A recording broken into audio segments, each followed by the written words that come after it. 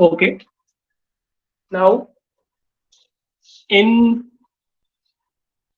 class 11th physics, this is lecture number 1.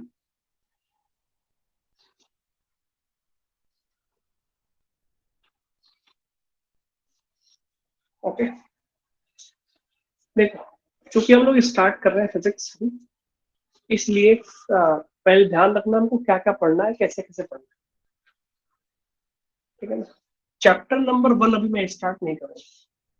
Chapter number 1 start करने से पहले हम लोग पढ़ेंगे बेसिक। बेसिक में आपका क्या पढ़ना है, आपको बहुत सारी चीजें पढ़नी है, लेकिन आपको सबसे पहले क्लास 11th फिजिक्स और लेक्चर नंबर 1 में आप सबसे पहले जो टॉपिक है, जो फिजिक्स को समझने के लिए इंपॉर्टेंट है, दैट इज, लिखो heading,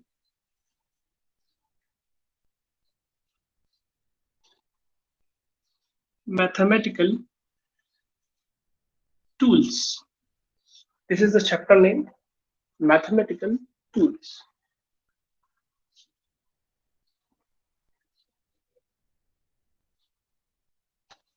mathematical tools, mathematical tool में बहुत सारी चीजें हैं, है ना। तो पहले पॉइंट लिख लो क्या क्या हमको पढ़ना है।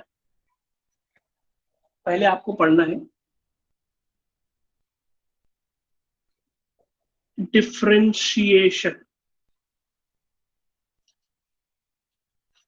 डिफरेंशिएशन। दूसरा इंटीग्रेशन, बहुत आराम आराम से पढ़ना। पहला हमारा है डिफरेंशिएशन, दूसरा पॉइंट लिखते रहना, लिखते रहना, लिखते रहना सारी चीजें ना। तो first point that is differentiation, दूसरा है इंटीग्रेशन, और भी बहुत सारी चीजें पढ़नी है, उसको मैं लिख देता हूँ, पढ़ेंगे हम लोग आराम आराम से।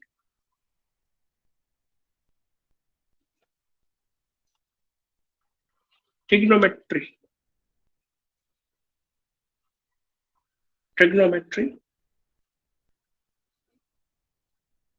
Logarithm, logarithm. इसके बाद हमको पढ़ना है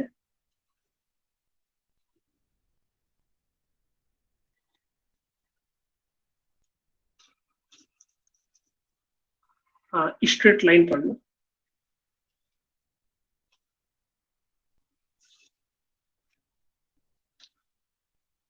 स्ट्रेट लाइन मतलब बेसिक, बेसिक ग्राफ कह सकते हैं।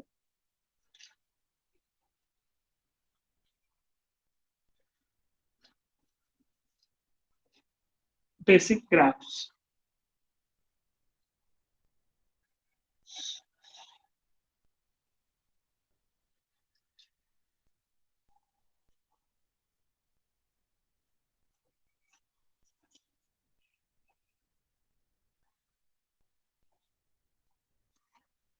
ओके। तो ये सारे पॉइंट्स हमको पढ़ने हैं मैथमेटिकल टूल्स के अंदर, है ना। Before starting, before starting the chapters, means अगर हम चैप्टर नंबर 1 स्टार्ट करने से पहले हम इन दोनों को पढ़ेंगे, मींस डिफरेंशिएशन एंड इंटीग्रेशन। ये सब बाद में पढ़ेंगे, ये भी पढ़ेंगे जब हमको रिक्वायरमेंट होगी, तो उसी के अकॉर्डिंग हम लोग पढ़ते हैं। लेकिन पहला चैप्टर स्टार्ट करने से पहले हम लोग डिफरेंशिएशन और इंटीग्रेशन को पढ़ेंगे,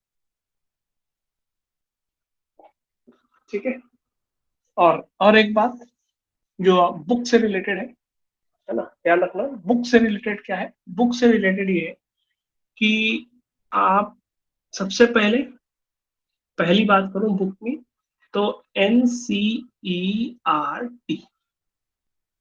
क्लास 11th की दो पार्ट होगी, चाहे वो फिजिक्स हो, चाहे वो फिजिक्स हो, चाहे वो केमिस्ट्री हो, चाहे बायोलॉजी हो, चाहे और सब्जेक्ट, सबकी आपके पास NCERT बुक होनी चाहिए। उसके बाद साइड बुक, साइड बुक में आप सपोर्टिंग बुक भी कह सकते हैं या रेफरेंस बुक भी कह सकते हैं, है ना। तो साइड बुक या इसको हम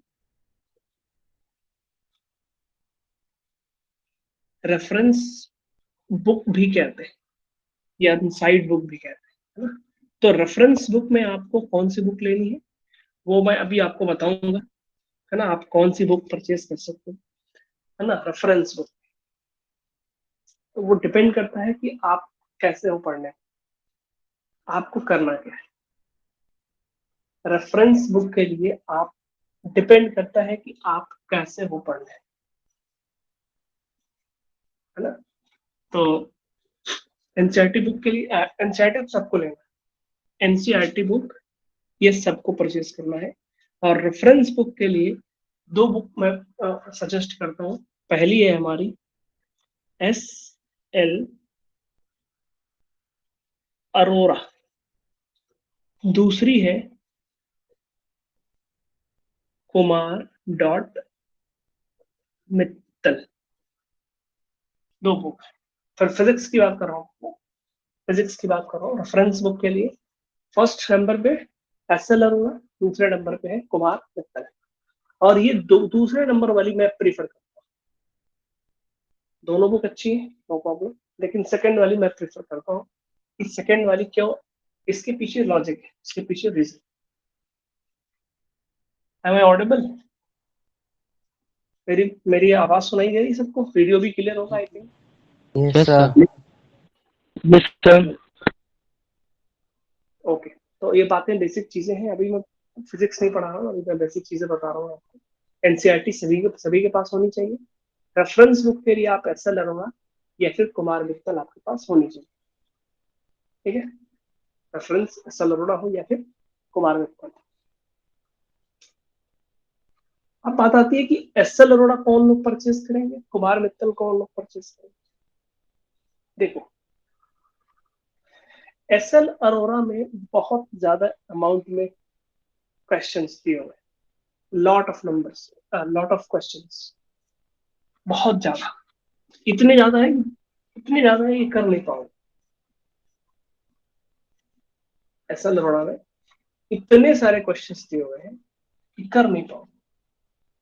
अभी तो छुट्टियां हैं, घर में बैठे हो, कहीं बाहर नहीं जाना हो, है ना, कहीं बाहर ना जाना हो, तो आप ऐसा लर्नर तो कर सकते हो। वो भी कौन लोग कर सकते हैं, वो जो बहुत लेबोरियस, बहुत ज्यादा जो लेबोरियस, जिनको क्रैक करना हो, नीट क्रैक करना हो, जिनको जेई मेंस क्रैक करना हो, है ना, जिसको बीटेक करना हो, वो ऐसा अरोड़ा परचेज कर सकते हैं। ऐसा अरोड़ा की एक अच्छी बात यह है कि बहुत ज्यादा क्वेश्चन है, और वही नेगेटिव बात भी है कि बहुत ज्यादा क्वेश्चन है। दोनों बातें, और आप डिपेंड करता है स्टूडेंट पे, क्या कि आप इतने सारे क्वेश्चन कर पाओगे या नहीं कर पाओगे। 5 ईयर एक्सपीरियंस है मेरा, अब ये 6 सेशन में पढ़ाने जा रहा हूँ। तो याद रखना कि ऐसा लगना जो भी परचेस करता है इसको कर नहीं पाता, तो क्या फायदा लेने का, जब आप कर ही ना पाओ तो कोई फायदा नहीं आपका लेने का। कुमार मित्तल में क्या है, कुमार मित्तल इसलिए बेस्ट बुक है, बेस्ट इसलिए है क्योंकि इसमें नंबर ऑफ क्वेश्चंस कम है, और जो भी क्वेश्चन इसमें है वो सिलेक्टेड क्वेश्चंस, इसलिए ये ज्यादा प्रेफर करते हैं Kumar Mittal. Selected questions, selected questions के लिए ये है। लेकिन इनमें फर्क है कि अगर ऐसा नरोड़ा में अगर हम लेते हैं, ध्यान रखना, ये तो उनके लिए है जो बहुत लेबोरियस है, और इनमें क्वेश्चंस, बहुत सारे क्वेश्चन होने का मतलब ये होता है कि हर एक टॉपिक पे, हर एक टॉपिक पे, यहाँ पे हर एक टॉपिक में लगभग लगभग 20 क्वेश्चन दिए होंगे, हर एक टॉपिक। और इस पे हर एक टॉपिक पे मुझे लगता है कि 5 क्वेश्चन दिए होंगे, हर एक टॉपिक पे आपको। इसमें 20 क्वेश्चन है, इसमें 5 क्वेश्चन। इसमें 5 क्वेश्चन जो है वो सिलेक्टेड है, और मीडियम लेवल से हाई लेवल तक है।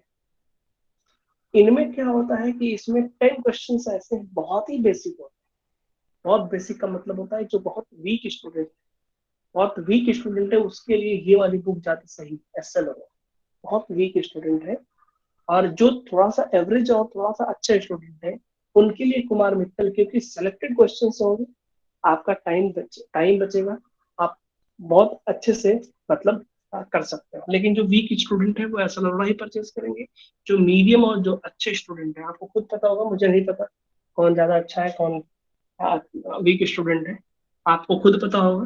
तो वीक स्टूडेंट ऐसा लौड़ा परचेज कर सकते हैं, और जो अच्छे स्टूडेंट है एवरेज, एवरेज स्टूडेंट भी और अबव एवरेज स्टूडेंट जो है वो कुमार मित्तल चाहे तो परचेज कर सकते हैं। लेकिन अगर आपको लगता है कि नहीं, अच्छे स्टूडेंट होने के बावजूद अगर आप चाहो ऐसा लौड़ा परचेज करना, तो ये बुक बहुत अच्छी है, लेकिन इसके लिए बहुत ज्यादा टाइम चाहिए आपको। मतलब दिन रात उसी में कहते हैं ना, लीन रहोगे तभी ये कर पाओगे, अदरवाइज ये आपको परचेज करना बेवकूफी हो जाएगी। वीक स्टूडेंट के लिए इसलिए बोल रहा हूँ क्योंकि एक्सरसाइज में हर एक टॉपिक में 20 क्वेश्चन है, तो स्टार्टिंग के 10 क्वेश्चन बहुत इजी, तो इजी वाले क्वेश्चन पर कम से कम कर पाओगे, तो फिर आपको हो सकता है कि एवरेज क्वेश्चंस या अबव एवरेज क्वेश्चंस भी आपको धीरे धीरे होने लगे। लेकिन अगर कुमार मित्तल आप परचेज करते हो तो बहुत वीक स्टूडेंट होंगे तो क्वेश्चंस नहीं कर पाएंगे, है ना। एवरेज स्टूडेंट कर लेगा, एवरेज और अबव एवरेज वाले स्टूडेंट कुमार मित्तल की एक्सरसाइज और एग्जांपल्स आराम से कर सकते हैं। इसलिए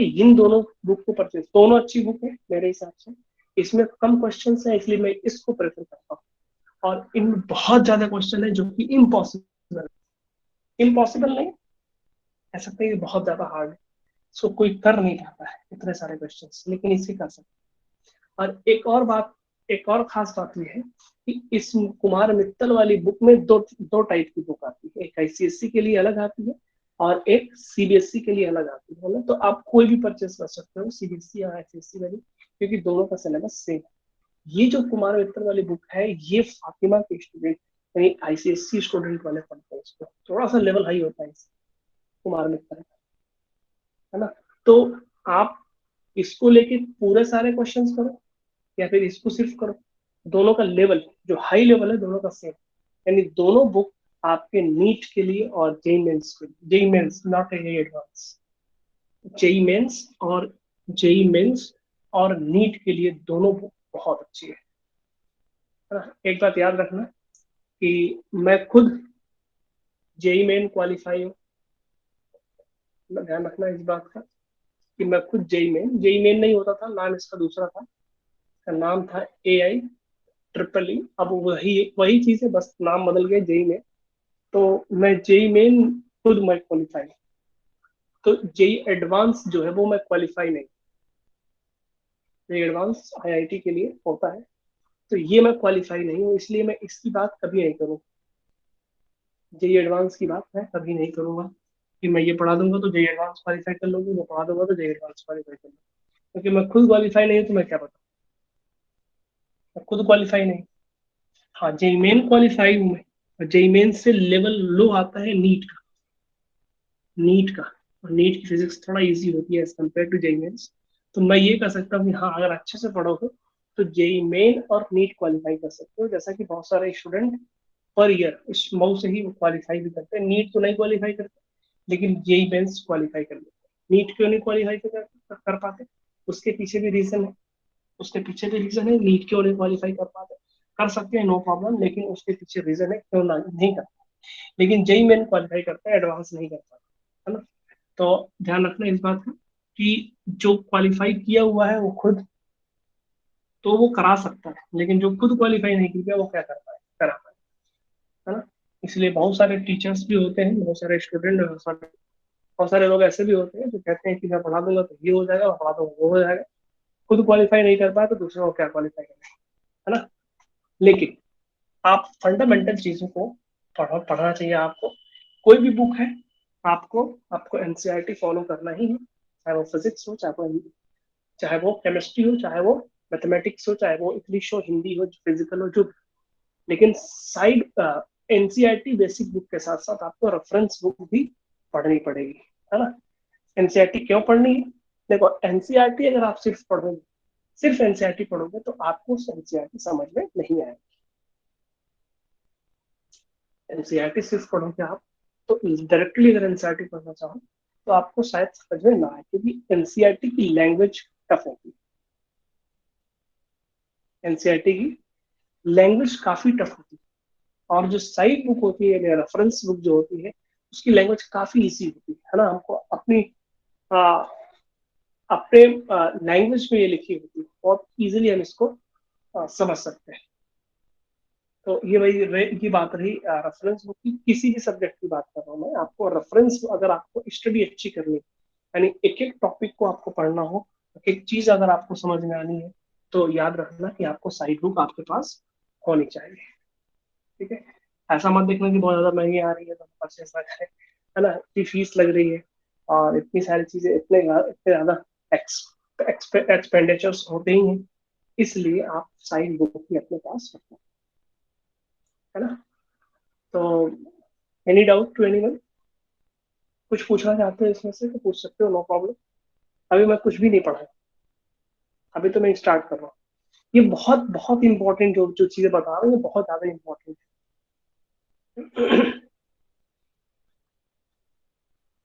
any doubt to anyone? No? No, sir. Okay okay. देखो, इतनी बातें हो गई। इसके बाद हम लोग आगे चलते हैं आ, कि मैथमेटिकल टूल में ये सब जो बातें मैं बताया बुक के रिकॉर्डिंग रिगार्डिंग बुक्स, तो इसको याद रखना आप लोग, है ना?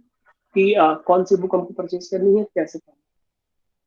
एक बात याद रखना, एक बात और याद रखना, बहुत सारी बातें हैं, धीरे धीरे बताता भी रहूंगा, है ना। मेन मेन चीजें जो बीच बीच में आप मुझे याद आती रहेंगी बताते रहूंगा। एक बात और याद रखना ना, कि ये साइड बुक तो सिर्फ समझने के लिए है एनसीईआरटी।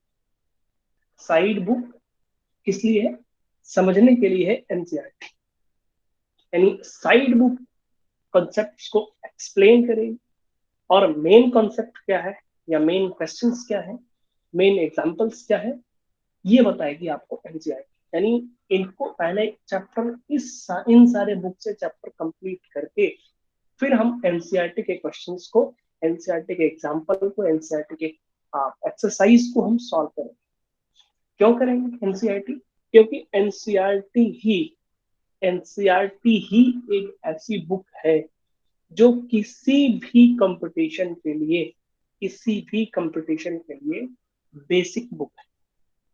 किसी भी मतलब किसी भी मतलब हो, आपका बोर्ड एग्जाम हो, बोर्ड एग्जाम तो 100% एनसीईआरटी को ही फॉलो करता है। बोर्ड एग्जाम 12th का, क्योंकि 11th का नहीं आता है उसमें, लेकिन आपको अगर हैबिट बनी रहेगी 11th के ही पढ़ने की, तो आपको पढ़ेगा। सबसे पहले आपका बोर्ड की अगर मैं बात करूं, बोर्ड की, सीबीएसई बोर्ड की अगर मैं बात करूं, सीबीएसई बोर्ड की बात करूं मैं, तो एनसीईआरटी किसकी किसके लिए इंपॉर्टेंट है? सीबीएसई बोर्ड के लिए। दूसरा, आपका जेई या फिर आपका नीट के लिए बेसिक, है ना। उसके अलावा और भी जितने सारे एग्जाम्स होते हैं, जितने सारे एग्जाम्स होते हैं, ये तो हमारा हो गया CBSE board, JEE Mains, NEET. इसके अलावा सिविल सर्विसेज एग्जाम्स हो गए, पीसीएस एग्जाम हो गया, या फिर आपका नेट हो गया, नेट, या फिर आपका वो हो गया, क्या नाम है कुछ, सीटेट हो गया। बहुत सारे एग्जाम्स होते हैं जो कि एनसीईआरटी बेस्ड। खाली 11th और 12th की बात नहीं कर रहा हूँ, पीछे के भी एनसीईआरटीज आपको पढ़नी पड़ती है, लेकिन 11th और 12th की पढ़ने के लिए आपको नीट और जेई मेंस के लिए, जेई मेंस और नीट के लिए आपको 11th और 12th की NCERT, physics, chemistry, biology and physics, chemistry, mathematics. JEE mains के लिए आपको physics, chemistry, mathematics, and for NEET you have to study physics, chemistry and biology. तो इतनी सारी चीजें आपको पढ़नी पड़ेंगी, और ये ध्यान रखना कि एनसीईआरटी के एग्जाम्पल से रिलेटेड या डायरेक्टली एग्जाम्पल, एनसीईआरटी से डायरेक्टली या तो एग्जाम्पल पूछ देता है जेई मेंस नीट में, या फिर एग्जाम्पल के सिमिलर, या फिर एक्सरसाइज और एग्जाम एक्सरसाइज के सिमिलर क्वेश्चंस पूछते हैं। इसलिए एनसीईआरटी को फॉलो करना चाहिए आपको, एनसीईआरटी की लाइन बाय लाइन, और एनसीईआरटी की लाइन बाय लाइन भी आपको समझनी है, और एनसीईआरटी के एग्जांपल्स और एक्सरसाइज को भी आपको सॉल्व करना चाहिए, अगर आप जे मेंस नीट क्वालिफाई करना चाहते हो और बोर्ड एग्जाम में मोर देन 95% लाना चाहते हो। तो ये सब सारी बातें रही आपकी, आप पढ़ने से रिलेटेड, कि आपको किस तरह से पढ़ाई करनी है। मैं सारे सब्जेक्ट की बात कर रहा हूँ, सिर्फ फिजिक्स की बात नहीं कर रहा, ठीक है। तो आप एक काम करो, स्क्रीन शॉट ले लो, स्क्रीनशॉट ले लो, इससे आपको याद रहेगा कि हाँ सर ने क्या क्या बताया।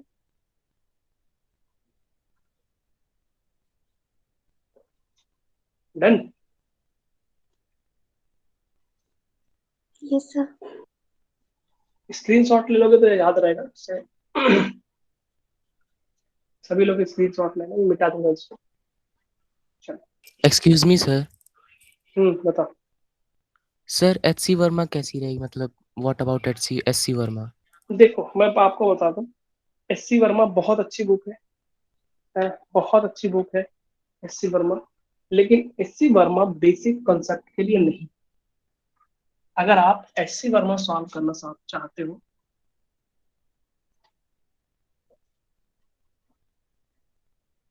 ये एस सी वर्मा बहुत अच्छी बुक है फॉर जेई मेंस।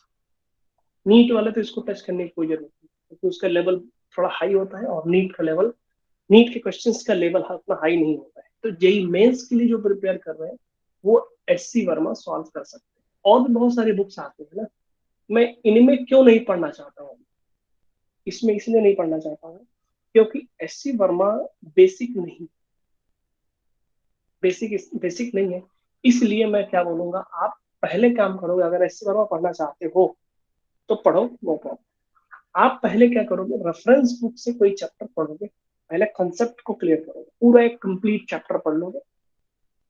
पूरा एक कंप्लीट चैप्टर पढ़ने के बाद इसमें के क्वेश्चंस लगा लोगे, एनसीईआरटी के क्वेश्चंस लगा लोगे, फिर आओगे आप एस सी वर्मा। अब एस सी वर्मा के क्वेश्चंस लगाओ अगर आपके पास टाइम।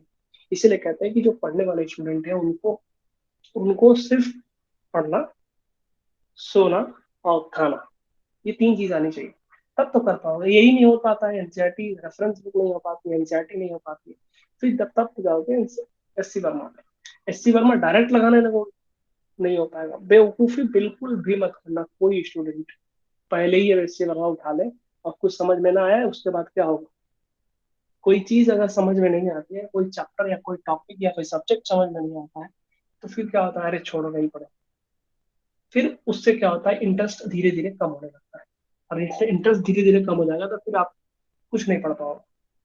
इसलिए ये बुक बाद में पढ़ना, पहले ये दोनों बुक पढ़ने के बाद S C Verma solve. S C Verma के भी मैं क्वेश्चन बता दूंगा, नो प्रॉब्लम, बताता भी हूँ।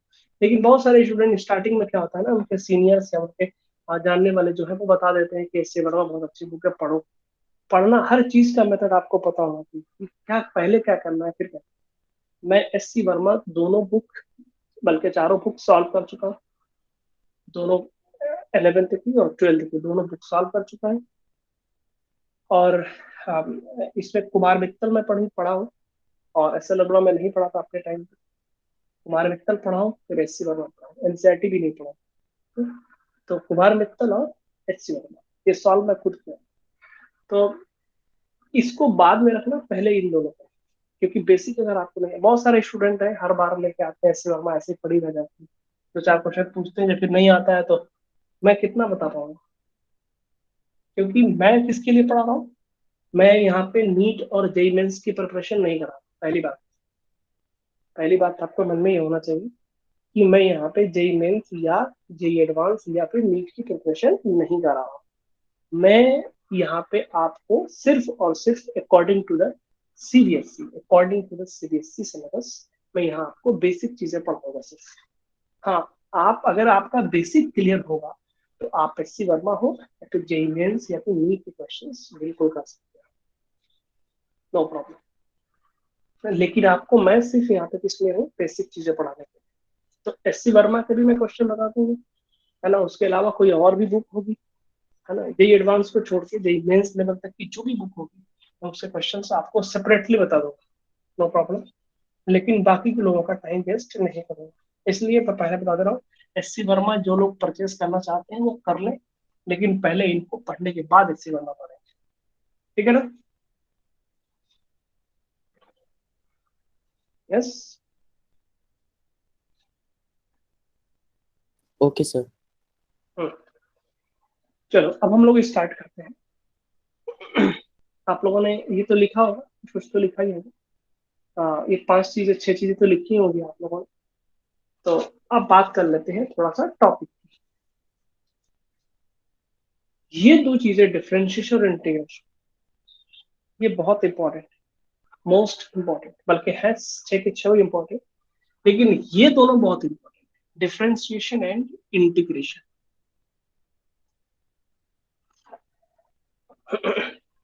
ठीक है, लोग कहते हैं कि समझ के पढ़ना चाहिए, रट्टा नहीं मारना चाहिए, है ना, रट्टा नहीं मारना चाहिए, समझ के पढ़ना चाहिए। देखो, मेरा मेरा जो फॉर्मूला है कि पहले आपको समझना है, फर्स्ट पॉइंट आपको समझना है, फिर उसके बाद रट्टा मारना। समझ रहे हो बात? पहला पॉइंट आपको क्या करना है, समझना है, दूसरा क्या करना है, उसको रट्टा मारना। कोई फार्मूला आ गया, मान लो आप एग्जाम दे रहे हो, कोई क्वेश्चन आ गया, उसमें फार्मूला, फॉर एग्जांपल मैं बेसिक की बात कर लेता हूँ, F equal to M A, इसी पे क्वेश्चन दिया हुआ है, F दिया हुआ है, F दिया हुआ है और A दिया हुआ है, आपसे M पूछा है। समझ लेना, ये बहुत बेसिक चीज मैं एग्जांपल दे रहा हूँ, F दिया हुआ है, A दिया हुआ है और M आपसे पूछ लिया है, इंपॉर्टेंस मास। तो अगर आपको फार्मूला पता नहीं होगा, आपको फार्मूला पता नहीं होगा, तो आप कैसे कैलकुलेट करोगे? और फार्मूला का पता होना मतलब क्या होगा, आपको, आपने उसको रट्टा मारा होगा। ऐसा तो है नहीं कि आपको ये सब वहां से कैलकुलेशन से आ जाए। मैं लॉजिक समझता, मैं ये बहुत बेसिक चीज बता रहा हूँ।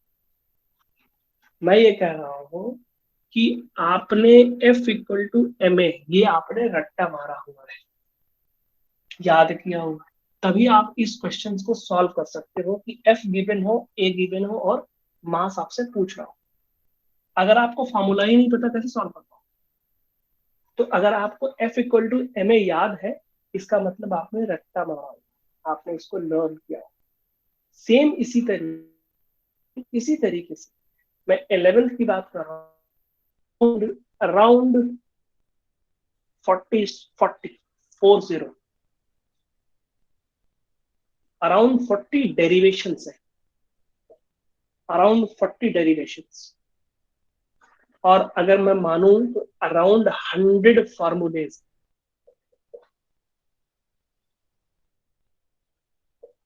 100 फॉर्मूले। तो अगर एग्जाम में कोई क्वेश्चन देता है आपको और आप कहोगे हम समझे हैं, लेकिन आपको लर्न नहीं, फार्मूला लर्न नहीं, तो कैसे सॉल्व कर पाओगे? मेरा लॉजिक समझना, छोटी छोटी बातें हैं, बहुत छोटी छोटी बातें होती है, लेकिन छोटी बातों को मिस कर जाते हैं, बड़ी बात पे चले जाते हैं। छोटी बात क्या है कि आपको अगर 40 डेरिवेशंस और 100 फार्मूलेज गिवन है, और आपको डेरिवेशन पूछता है या 100 फार्मूले में से आपको कोई न्यूमेरिकल देता है और आपको कुछ कुछ गिवन है और कुछ पूछा है आपसे, अगर आप कहोगे कि नहीं हम रट्टा नहीं मारेंगे, हम लर्न नहीं करेंगे, हम चीजों को याद नहीं करेंगे, हम सिर्फ समझेंगे, तो मुझे बता दो कि अगर 100 फार्मूले हैं, अगर इसी किसी एक फार्मूले से आपसे क्वेश्चन अगर आप पूछ ले, आपको फार्मूला याद नहीं है, आपको फार्मूला लर्न नहीं है, तो कैसे आप न्यूमेरिकल सॉल्व कर पाओगे? इम्पॉसिबल। समझना है, और समझने के साथ साथ आपको लर्न करना, जिसको रट्टा बोला जाता है। समझने के साथ साथ आपको रट्टा भी मारना। समझ मारी बात? सभी लोग if yes you can type, और Yes, लिखते भी sir. रहो, कमेंट लिखते रहो। हाँ, बोलने की जरूरत नहीं है, आप लिखते रहो यस सर। समझ में आ रहा है सबको? सभी लोग लिखें एक साथ, लिखते रहोगे थोड़ा सा अच्छा लगेगा, हमको दिखेगा, हाँ, मुझे भी लगेगा हाँ तुम लोग थोड़ा एक्टिव हो। ओके, तो मेरा कहने का मतलब ये हुआ कि आपको चीजें पहले समझनी, पहले चीजों को समझना है कि what is basically going on, फिर उसके बाद आपको लर्न करना। लर्न का मतलब कोई डेरिवेशन कैसे स्टार्ट हुई, कोई डेरिवेशन कैसे किया जा रहा है, कोई डेरिवेशन कैसे किया जा रहा है ना, और कोई कोई डेरिवेशन का रिजल्ट क्या है, कोई कोई किसी डेरिवेशन का रिजल्ट क्या है। जैसे मान लो मैं एक बात करता हूँ, एक फार्मूला आता है z is equal to, formula आता है R square plus omega L whole square minus 1/ओमेगा c होल स्क्वायर। ये देख रहे हो फॉर्मूला? आप कहो नहीं हमको हम इसको सब याद नहीं करेंगे, हम इसको समझेंगे। अब समझ लो इसमें क्या समझना है। फार्मूला है, अभी तुम लोगों को नहीं समझ में आएगा, इतना बड़ा सा फार्मूला है, अब इसमें समझना क्या है, इसको लर्न तो करना ही पड़ेगा ना, है ना। अगर दो दो पेज की डेरिवेशन है 12th क्लास में, 11th में भी एक डेरिवेशन ऐसी जो दो दो पेज की डेरिवेशन है, तो 2 पेज की डेरिवेशन आप कैसे समझोगे, है ना, याद तो करना ही पड़ेगा। तो याद रखना इस बात का, इस भ्रम में बिल्कुल भी मत रहना कि आपको लर्न रट्टा नहीं मारना है, रट्टा भी मारना है, रट्टा भी मारना है। याद रखना कि आपको 30% समझना है और 70% रट्टा मारना है। अगर इस मेथड को जो फॉलो करेगा उसका फिजिक्स या कोई भी सब्जेक्ट बहुत अच्छा हो जाएगा। 30% समझना है, 70% आपको लर्न करना है, रट्टा मारना। और ये जो 70% है रट्टा मारने वाला, वो कैसे हो पाएगा? कोई चीज रट्टा कैसे मारी जाती है? आपने कोई डेरिवेशन बर्नौलीज थ्योरम आपने पढ़ा, मैं एग्जांपल दे रहा हूँ कि आपने बर्नौलीज थ्योरम पढ़ा। अब बर्नौलीज थ्योरम आपने पढ़ा। अब बर्नौलीज थ्योरम को अगर आप रटोगे नहीं, समझोगे नहीं, पहले समझ लिया, उसके बाद उसको लर्न रट लिया। रटा कैसे? उसको 10 बार हमने डेरिवेशन खुद से किया, अलग अलग रफ कॉपी पे 10 बार हम करते गए, तो वो क्या हो जाएगा, लर्न हो जाएगी, रट जाएगा। समझे हुए हो, ऐसा नहीं कि बिना समझे हुए हम रट रहे हैं। तो पहले समझने के बाद हम उसको लर्न करते हैं, यानी रट्टा मारते हैं, तो वो ज्यादा अच्छे से हमको याद हो जाती है, याद भी अच्छे से हो जाती है। तो पहले हम उसको समझेंगे, फिर उसके बाद उसको लर्न करेंगे। याद रखना कि पहले हम समझेंगे, फिर लर्न करेंगे, फिर हम उस पर कहते हैं रट्टा मारेंगे। तो ये दोनों ज्यादा इंपॉर्टेंट है। पहले आपको समझना है, कोई भी चीज समझना है, फिर आप उसको रट्टा मार लेना है, उसको याद कर लेना है। यानी कि अगर मैं कोई डेरिवेशन कराने जाऊं, तो उस डेरिवेशन का रिजल्ट क्या आया, तो रिजल्ट आपका कहते हैं ना फिंगर टिप पे होना चाहिए।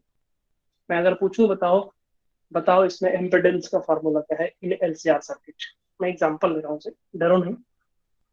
कि अगर मैं कहूँ आपसे इम्पिडेंस का, what is the formula of impedance in LCR circuit, तो आपको लर्न होना चाहिए sir, z is equal to under root R square omega L whole square 1 minus one upon omega C whole square whole under root. तो आपको ये याद होना चाहिए, समझ रहे बात? तो ये पढ़ाई का मेथड है। तो ये सब सारी चीजें हैं, आपको याद करनी चाहिए। और एक बात याद रखना कि आप बहुत बहुत बार आप लोग सुने होंगे, hard work is the key to success. Hard work is the key to success, बिल्कुल गलत बात। Hard work is the key to success.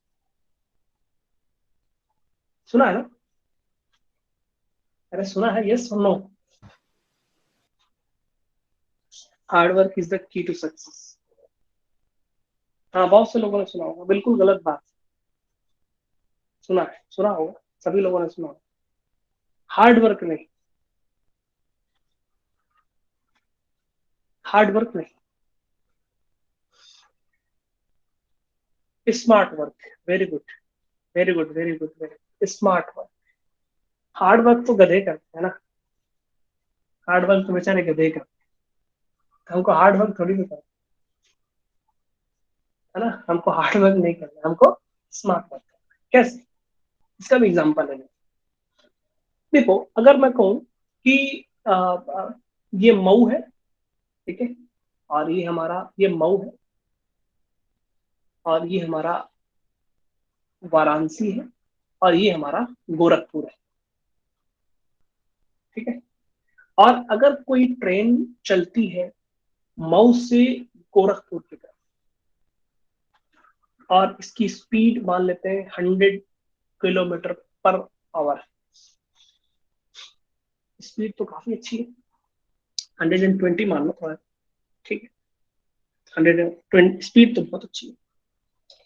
लेकिन जाना था हमको वाराणसी, हमको पहुंचना था कहाँ पे, वाराणसी से। इसकी डायरेक्शन जो है वो गोरखपुर की। हार्ड वर्क तो कर रही है ना, हार्ड वर्क मतलब मैग्नीट्यूड ज्यादा, मतलब स्पीड ज्यादा, डायरेक्शन सही नहीं, डायरेक्शन सही नहीं। हमको जाना था वाराणसी, हमारी डायरेक्शन गोरखपुर की तरफ, तो कितना भी स्पीड से चले, बल्कि 500 किलोमीटर पर आवर से भी चलेगा, तो कभी ये वाराणसी नहीं पहुंचेगा। समझ रहे बात? तो कहने का मतलब ये हुआ कि हमको स्पीड के साथ साथ डायरेक्शन, स्पीड के साथ साथ डायरेक्शन भी हमारी मैटर करती है। इसका भी अभी भी बहुत ज्यादा समझ में नहीं आया होगा। ये समझ लो इस बात का कि अगर हमको डॉक्टर बनना है, हमको डॉक्टर बनना है और नीट क्वालिफाई करना है, तो फिजिक्स केमिस्ट्री बायो पढ़ना चाहिए। लेकिन अगर कोई कोई स्टूडेंट है फिजिक्स केमिस्ट्री मैथमेटिक्स पढ़ रहा है, या फिर कोई और दूसरा सब्जेक्ट पढ़ रहा है, और वो सोचेगी कि हम नीट क्वालिफाई कर लेंगे, तो ये हमारा कहते हैं ना प्रॉपर वे में, यानी प्रॉपर डायरेक्शन में हमारी स्टडी नहीं हुई। हाँ, आप कह सकते हो कि success is a vector quantity. Success के अंदर क्या है? वेक्टर क्वांटिटी है। आप सक्सेस, अगर आप सक्सेसफुल होना चाहते हो, तो आपका मेहनत तो होनी चाहिए, यानी मैग्नीट्यूड होना चाहिए, हार्ड वर्क होना चाहिए। हार्ड वर्क के साथ साथ आपकी डायरेक्शन भी होनी चाहिए। हार्ड वर्क सिर्फ मैग्नीट्यूड को बताता है कि आप मेहनत करो, मेहनत करो, मेहनत मेहनत नहीं करते। मेहनत के साथ साथ प्रॉपर डायरेक्शन में मेहनत होनी चाहिए, प्रॉपर डायरेक्शन में मेहनत होनी चाहिए। अगर प्रॉपर डायरेक्शन में मेहनत नहीं है, तो कोई फायदा नहीं ना। तो इसलिए मैं कह रहा हूं कि अगर आपको डॉक्टर बनना है तो पीसीबी ही पढ़ना है, और फिजिक्स भी अगर पढ़ना है तो फिजिक्स एक लिमिटेड सिलेबस है एनसीईआरटी है ना। सीबीएसई का जो नीट का जो एक पर्टिकुलर लिमिटेड सिलेबस है, तो उस लिमिटेड सिलेबस में ही पढ़ना है हमको। आउट ऑफ द सिलेबस पढ़ के कोई फायदा नहीं, क्योंकि एग्जाम में पूछेगा ही। अगर मैं फिजिक्स पढ़ रहा हूँ, फिजिक्स में सिर्फ ये थोड़ी ना कि जो हम लोगों ने 11 12 में पढ़ ली यही फिजिक्स है, या 9 10 में पढ़ के आए वही फिजिक्स थी। 9 10 में भी तो फिजिक्स पढ़ के आया हूँ, तो 9 10 वाली फिजिक्स सिर्फ फिजिक्स थोड़ी नहीं थी, 11 12 में भी तो फिजिक्स है। उसके आगे अगर जाओगे बीएससी में भी फिजिक्स है, फिर एमएससी में भी फिजिक्स है, फिर उसके बाद और भी आगे जाओगे तो एमफिल है, पीएचडी है ना, इंजीनियरिंग फिजिक्स है, अप्लाइड फिजिक्स है, बहुत सारी फिजिक्स है। तो अगर हमको अप्लाइड फिजिक्स, इंजीनियरिंग के फिजिक्स अगर हम पढ़ने लगे, तो उसका कोई मतलब नहीं। फिजिक्स तो हमने पढ़ा, फिजिक्स हमने पढ़ा, अब इंजीनियरिंग की फिजिक्स पढ़ लें, और हमको देना है नीट, तो क्या फायदा फिजिक्स पढ़ने का? इंजीनियरिंग वाली फिजिक्स पढ़ने, तो फिजिक्स तो आपने पढ़ा, लेकिन आपने आपने प्रॉपर डायरेक्शन में आपने पढ़ाई नहीं की। इसलिए याद रखना कि success is a vector quantity, it has magnitude as well as direction, है ना। Success have success is a vector quantity, not a magnitude, sorry, not a scalar quantity. Success is a vector quantity that has magnitude as well as direction. तो आपको सही direction में, सही proper direction में आपकी मेहनत होनी चाहिए, और जो कितनी मेहनत होनी चाहिए, कितने टाइम हमको पढ़ना है, कितने क्वेश्चंस करने हैं आपको, किस तरह से पढ़ना है, ये भी आपको पता होना चाहिए। ठीक है? तो आप अगर कोई बुक परचेज कर रहे हो, तो वो प्रॉपर बुक है आपके लिए नहीं है। और भी बहुत सारी बुक्स आती हैं, केमिस्ट्री में भी बहुत सारी बुक्स आती हैं, JEE mains JEE advance level की। अगर आप पहले ही हाई लेवल की बुक उठा लोगे, हाँ, बेसिक आपका कंसेप्ट क्लियर नहीं होगा, तो वो भी एक कहते हैं इम्प्रॉपर डायरेक्शन होगी। तो प्रॉपर डायरेक्शन में आपको मेहनत करनी है, प्रॉपर वे में मेहनत करनी है। समझ रहे हो सारी बात? तो इसलिए याद रखना कि आप जो भी पढ़ रहे हो वो अकॉर्डिंग टू द सिलेबस है या नहीं है। बल्कि सिलेबस का आपको टेंशन लेने की जरूरत नहीं है, मैं जो पढ़ाऊंगा वो सिलेबस सही पढ़ाऊंगा। सिलेबस वाली टेंशन मेरी है, किस तरह से पढ़ाना है, कितना पढ़ाना है, कैसे पढ़ाना है, वो मेरी है। आपको बस इतना करना है कि मैं जो टॉपिक पढ़ा रहा हूँ उस टॉपिक से रिलेटेड आप क्वेश्चन करो, जो चैप्टर पढ़ा रहा हूँ उस चैप्टर से रिलेटेड क्वेश्चन करते रहो, है ना। तो आप कितनी मेहनत कर रहे हो वो डिपेंड उतना नहीं करता जितना डिपेंड करता है कि आप किस डायरेक्शन में मेहनत कर रहे हैं। जो पढ़ना चाहिए वो हम पढ़ रहे हैं या कुछ और पढ़ रहे हैं, है ना। तो आज का टाइम क्या है? आज का टाइम ये है कि हमको देखना है कि हमको क्या पढ़ना है, और उससे ज्यादा इंपॉर्टेंट क्या है कि हमको क्या नहीं पढ़ना है। क्या पढ़ना है, साथ साथ में आपको क्या नहीं पढ़ना है, ये भी उतना ही इंपॉर्टेंट है, बल्कि उससे ज्यादा इंपॉर्टेंट। कि आपको क्या नहीं पढ़ना है ये भी ध्यान रखना है, और क्या पढ़ना है आपको ये भी ध्यान रखना है। अगर आप सिलेबस डाउनलोड करना चाहते हो तो सीबीएसई के वेबसाइट पे आपका सिलेबस, आपका board, according to the board भी आपका दिया हुआ सिलेबस, अकॉर्डिंग टू नीट और जेईई मेंस का भी उस पर आपको सिलेबस दिया होगा, आप सिलेबस डाउनलोड कर सकते हो। ठीक है, देखो मैं कुछ लोगों को देखा हूँ, है ना, क्या कि वो सिविल सर्विसेज यानी आईएएस की प्रिपरेशन कर रहे हैं। कुछ लोगों को देखा हूँ कि मैं तीन तीन साल पढ़ते हैं, 3 साल पढ़ते हैं, सक्सेस हो जाते हैं, और कोई 8 8 साल पढ़ते हैं, 8 इयर्स पढ़ते हैं, वो सक्सेसफुल नहीं होते। मैंने बहुत देखा है कि 3 इयर्स पढ़े और सक्सेसफुल हो गए, और 8 8 इयर्स पढ़ते हैं, सक्सेसफुल नहीं। ऐसा क्यों? क्या हो सकता है रीजन, कोई बताएगा? सभी लोग हैं, 20 अराउंड स्टूडेंट्स हैं, बताओगे 3 इयर्स पढ़ते हैं वो सक्सेसफुल हो जाते हैं, और कोई 8 8 इयर्स पढ़ता है, 10 10 इयर्स पढ़ते हैं, लेकिन सक्सेसफुल नहीं होते हैं सिविल सर्विसेज यूपीएससी के एग्जाम। क्या रीजन हो सकता है? What will be the reason? Direction sir can type. Sir 3 years हाँ, वाले वेक्टर पे फोकस करते हैं और 8 इयर्स वाले स्केलर पे। लर्निंग कैपेसिटी भी ठीक है। हाँ, ध्यान रखना कि 3 3 इयर्स वाले उनको पता होता है कि किस वे में और कितना पढ़ना है, और 8 ईयर वालों को पता ही नहीं होता है क्या पढ़ना है, बस पढ़ रहे पढ़े जा रहे, बस पढ़े जा रहे, जो मिल रहा है वो पढ़ रहे हैं, जो मिल रहा है वही पढ़ रहे हैं, लेकिन इनको पता ही नहीं है कि क्या पढ़ रहे हैं। इनको पता है कि हम कितना पढ़ रहे हैं और कितना पढ़ रहे हैं और किस डायरेक्शन में। ये अगर डायरेक्शन आपको पता हो जाएगी, आपकी थोड़ी स्पीड कम भी रहेगी तब भी चल जाएगा, लेकिन आपकी बहुत ज्यादा स्पीड होने के बाद भी आप सही डायरेक्शन में अगर प्रिपरेशन नहीं कर रहे हो तो कोई मतलब नहीं होगा आपका पढ़ने का। तो ये सब सारी बातें रही कि आपको, आपका आपका जो इंट्रोडक्शन था आज ना, तो ये सब सारी चीजें हो गई। और भी चीजें हैं जो आपको याद रखनी है। मैं इस लेक्चर, ये जो लेक्चर मैं ले रहा हूँ, पढ़ा रहा हूँ आज, इस लेक्चर का मैं रिकॉर्डेड वीडियो अपलोड करूंगा गूगल क्लासरूम में, है ना। आप चाहो तो उसको एक बार फिर से रात में बैठ के एक बार सुन सकते हो। बहुत सारी चीजें मैं इसे बता दिया हूँ, और बहुत सारी चीजें बीच बीच में बताता भी रहूंगा जैसे जैसे याद आती रहेंगी। इसको एक बार और सोने टाइम या सोने से पहले शाम वाम में, रात में, इस वीडियो को एक बार फिर से देखना, आपको बहुत सारी चीजें समझ में आएगी, है ना। कुछ बहुत सारी चीजें हैं। तो जैसे वेक्टर क्वांटिटी अगर मैं बात करूँ स्टडी की, अपने आप को स्टडी कैसे करनी है, तो उसको भी मैं थोड़ा सा डिस्कस कर देता हूँ। देखो, जैसे मैं आज कुछ पढ़ा रहा, हमने कुछ पढ़ा है, 1 टॉपिक, 2 टॉपिक, 3 टॉपिक, 4 टॉपिक, कुछ भी पढ़ा है। आज का ये लेक्चर था, हमने आज कुछ पढ़ा है फॉर एग्जाम्पल। अब आपकी ड्यूटी क्या बनती है? आपकी ड्यूटी क्या बनती है कि जैसे मैं पढ़ा रहा हूँ वैसे वैसे आप फोकस करते हैं, और ये कोशिश करना कि मेरा एक भी वर्ड जो मेरे मेरे मुंह से निकला हुआ है, एक भी सिंगल वर्ड आपका मिस नहीं होना चाहिए। ठीक है, एक सिंगल वर्ड भी मिस नहीं होना चाहिए। मैं क्या बोल रहा हूँ, एक एक वर्ड को आपको समझना है। आपको एक एक, अगर कोई वर्ड आपको समझ में नहीं आया कि सर आपने ये एक वर्ड बोला मुझे समझ में नहीं आया, उस वर्ड पे आप मुझसे डिस्कशन कर सकते हैं, है ना। पढ़ाने टाइम पे नहीं, जैसे मैं पढ़ाते पढ़ाते थोड़ा सा रुक जाता हूँ, पूछता है ना एनी डाउट, तो आप बीच में पूछ सकते हो।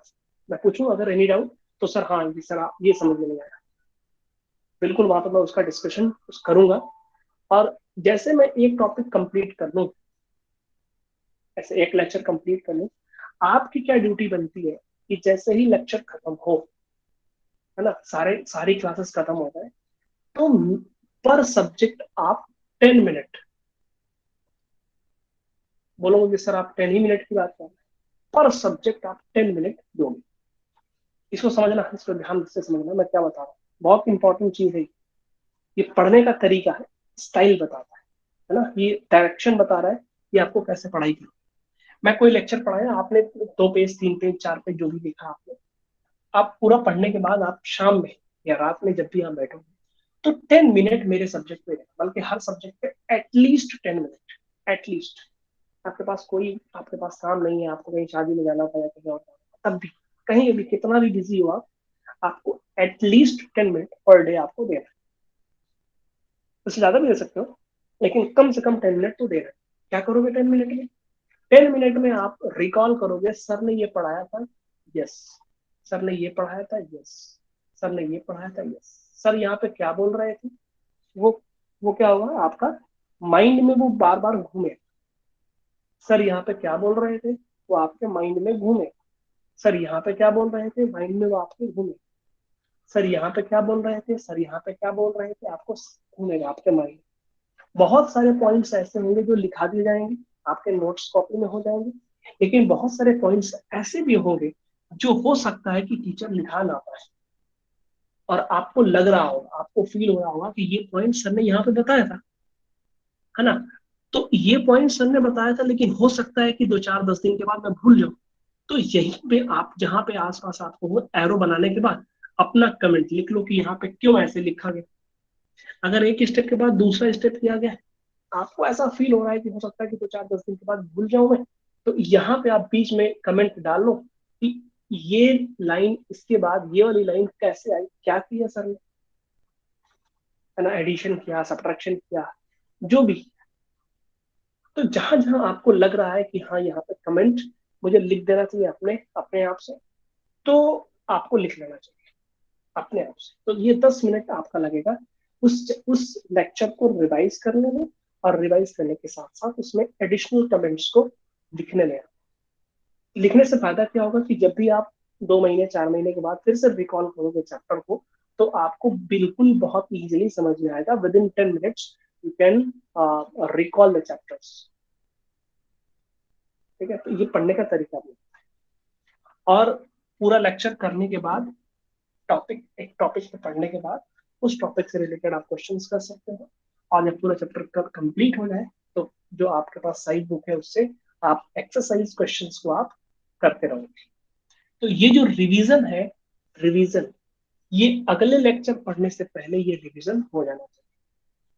ध्यान रखना कि नेक्स्ट लेक्चर आने से पहले प्रीवियस लेक्चर आपका कंप्लीट होना चाहिए, कंप्लीट हो जाना चाहिए कि प्रीवियस नेक्स्ट लेक्चर हमको अटेंड करना है, तो पहले उसके पहले वाला लेक्चर आपको आना चाहिए।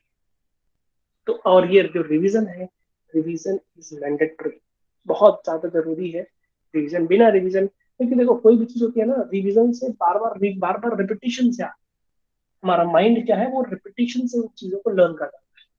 तो आपको लर्न करना है, रट्टा मारना है, आपने समझ लिया, लेकिन आपके माइंड में नहीं नहीं रहा, भूल जाए। बहुत लोग कहते हैं सर भूल जाता है, भूल जाता है, भूल जाता है। तो कौन ऐसा इंसान है जिसको नहीं भूलता है? कौन ऐसा इंसान है जो जिसको नहीं भूलता है? वो क्या मैं हूँ, मुझे नहीं भूलता है?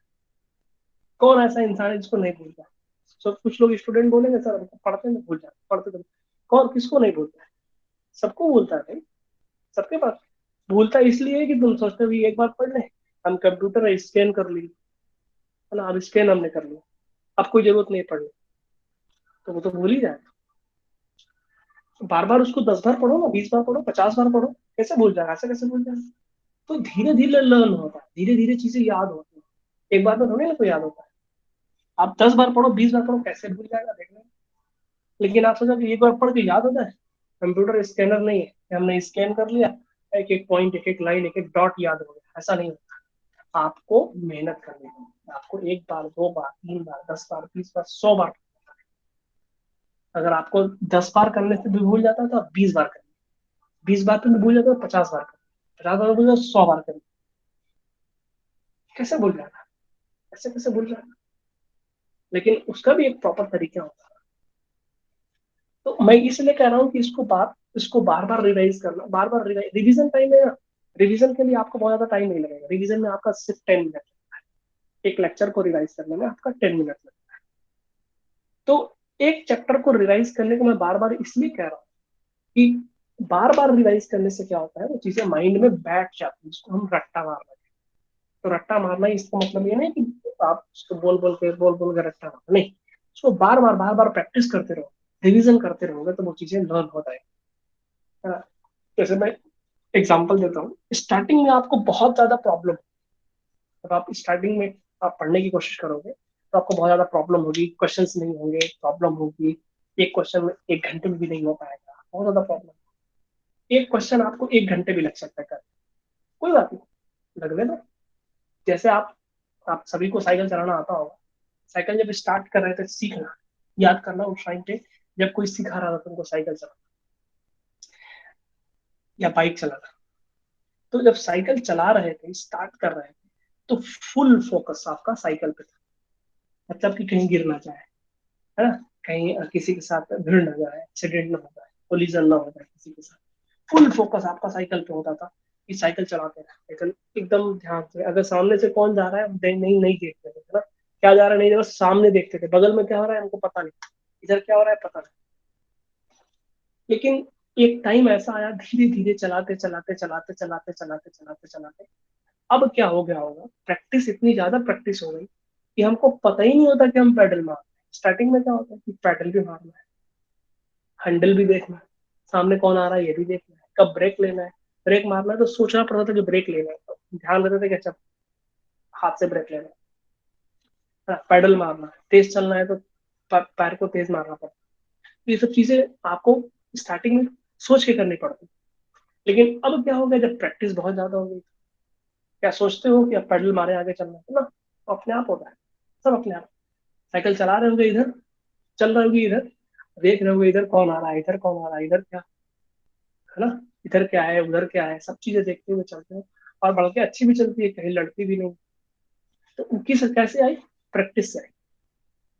तो इसलिए किसी भी न्यूमेरिकल को आप स्टार्टिंग में सॉल्व करने की कोशिश करोगे तो आपको प्रॉब्लम आएगी, बहुत सारी प्रॉब्लम आएंगी, लेकिन आप प्रॉब्लम से भागोगे नहीं, उसको प्रैक्टिस करोगे, बार बार उस पर प्रैक्टिस करोगे, क्वेश्चन नहीं आएगा अपने फ्रेंड से पूछोगे, नहीं आएगा उसको आप खुद से कोशिश करोगे, 2 बार 4 बार 6 बार नहीं आएगा तो फिर उसके बाद टीचर से भी अपना आप पूछ सकते हो। हर एक क्वेश्चन टीचर से पूछने की जरूरत नहीं है ना, आपको बहुत ज्यादा प्रॉब्लम होगी किसी क्वेश्चन में तो आप टीचर से पूछ सकते हो, अदरवाइज अपने फ्रेंड से पहले पूछो, नहीं हो पाता तो फिर टीचर से पूछो। इसीलिए बुक में एग्जाम्पल भी दिए होते हैं कि आप एग्जाम्पल से देख के लर्न कर सकते हो कि कैसे क्वेश्चन को सॉल्व किया जाए। फिर भी प्रॉब्लम आएगी तो फिर मैं तो हूँ ही, बाकी टीचर्स आपके हैं ही सॉल्व करने के लिए, ठीक है ना। तो नेक्स्ट क्लास में हम लोग डिफ्रेंशिएशन स्टार्ट करेंगे। डिफ्रेंशिएशन स्टार्ट करने के लिए हमको कैसे पढ़ना है, क्या करना है, वैसे मैंने मूड बनाया था आज पढ़ाने, लेकिन बहुत सारी बेसिक चीजें आपको बताने में टाइम चला गया। नो प्रॉब्लम, वो ज्यादा इंपॉर्टेंट है ना। तो कल हम लोग पढ़ेंगे इसमें डिफ्रेंशिएशन, उसके बाद हम लोग पढ़ेंगे इंटीग्रेशन। तो आप क्या करना कि फेयर बुक बनाना, कोई रफ कॉपी नहीं बनाए, रफ कॉपी एक होनी चाहिए, लेकिन रफ कॉपी कभी कभी यूज के लिए। मैं जो भी पढ़ाऊँ लेक्चर आपका, कोई रफ पे नहीं लिखेगा, क्योंकि वो आपका फिर टाइम वेस्ट होगा कि आप एक बार रफ करोगे फिर एक बार फेयर करोगे। फेयर कॉपी भी अगर कट भी है, नो प्रॉब्लम, मैं उसमें कोई चेकिंग नहीं करूंगा, उसमें कोई मार्क्स डिडक्शन नहीं करूंगा। आपकी रफ फेयर कॉपी पे सब कुछ आपको फेयर कॉपी पे लिखना है, कोई रफ फिर फेयर ऐसा ऐसा करने की जरूरत नहीं है, आपका टाइम वेस्ट होगा। इसलिए आप डायरेक्टली हर एक चीज आप फेयर पे लिखोगे, उसमें बीच बीच में अगर कट भी है कोई प्रॉब्लम नहीं है, मुझे कोई भी उसमें मुझे कोई प्रॉब्लम नहीं है। तो आप पहले फेयर कॉपी पे लिखोगे, आप चाहो तो पतली पतली कॉपियां, लंबी वाली कॉपी, पतली सी कॉपी, बहुत ज्यादा मोटी बनाओगे तो दिक्कत है, स्कूल ले आना लेके जाना डेली करेंगे।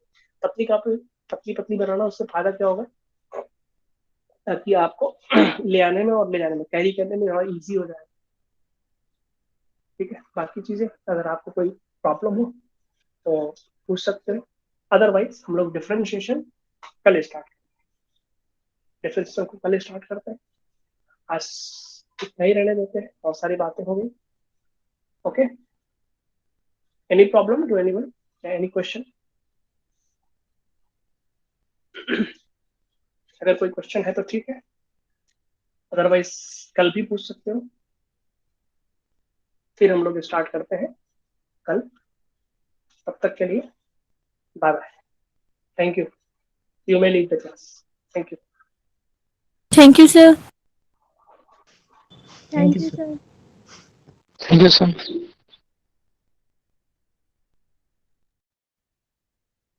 Thank you, sir.